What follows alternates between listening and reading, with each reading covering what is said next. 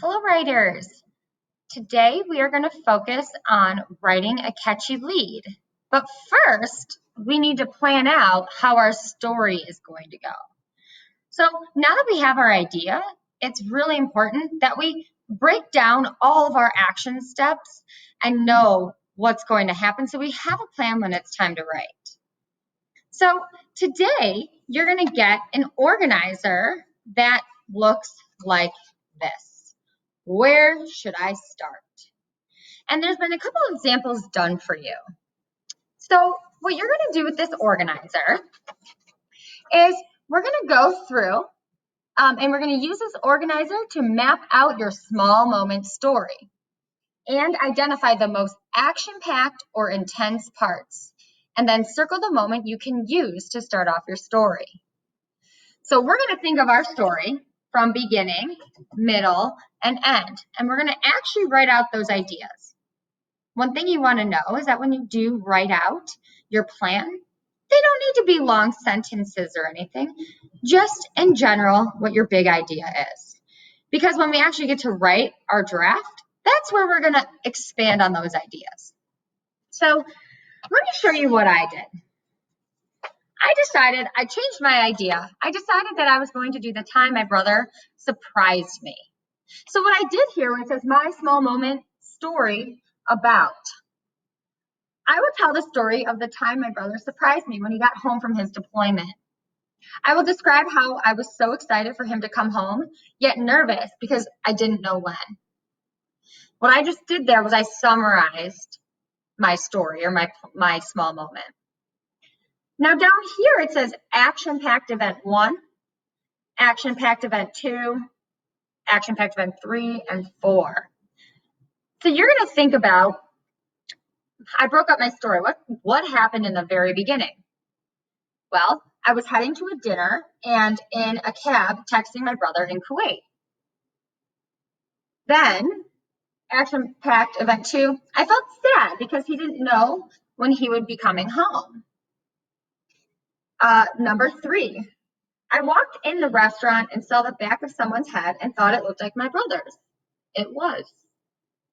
And 4, I screamed and we hugged and I cried. I was so relieved to have my brother home. I didn't go into too many details, but when I plotted this out, I was able to kind of have an idea of my beginning, my middle, and my end. So if I'm going to think about, this is your step 1 to complete the organizer. So what I'm going to have you do is pause your video and please begin working on this organizer. Once you have this all filled out, you're going to circle the event that you think would be the right place to start, a good moment to start your story. I'm going to show you mine. It may or may not be your first event, but for me, it definitely is. It wouldn't make sense for me to have this one start the moment. That's kind of the climax of my story. My action-packed event is going to be here. You're going to see an example where the action-packed that they're going to write about is the second one. So let's pause the video and take a moment and plan out your writing and where you should start.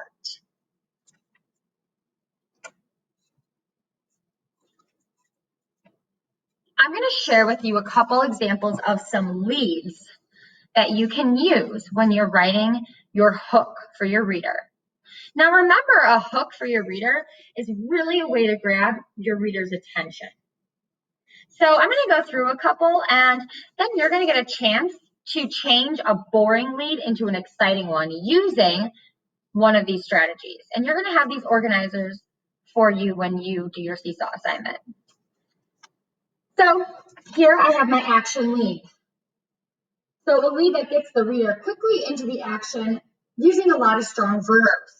It is fast-paced and the situation begins right off the bat.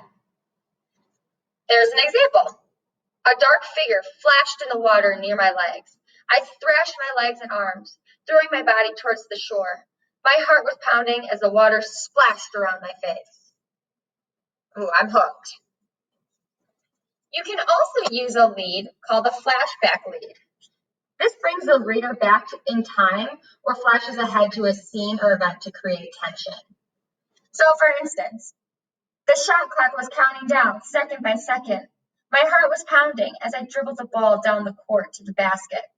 I could hear my coach and my teammates cheering for me.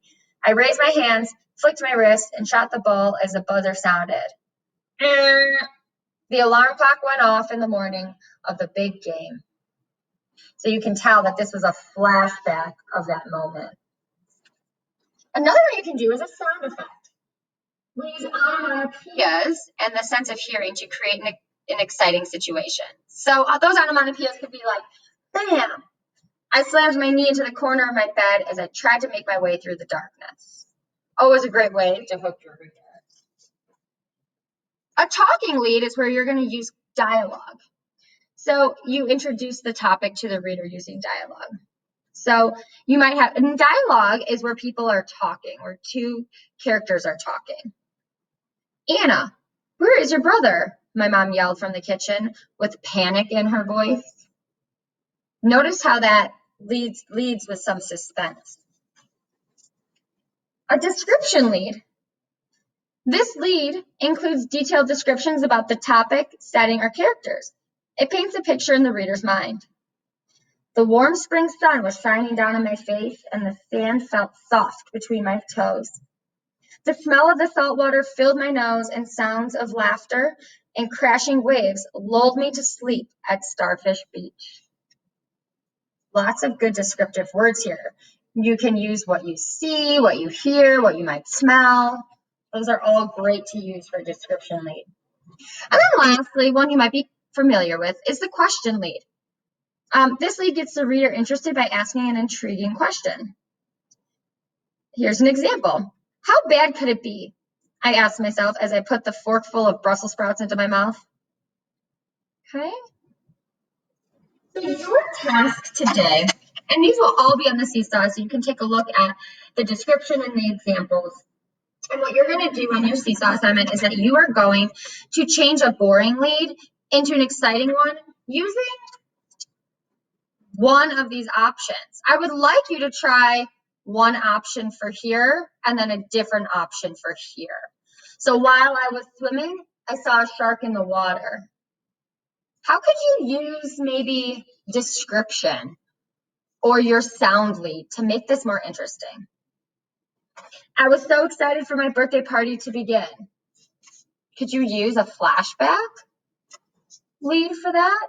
Or maybe even a dialogue lead?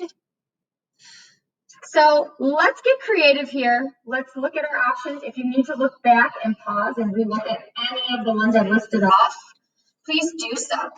We look forward to seeing your plan and a strong lead for your boring leads here. All right, writers, we'll see you soon.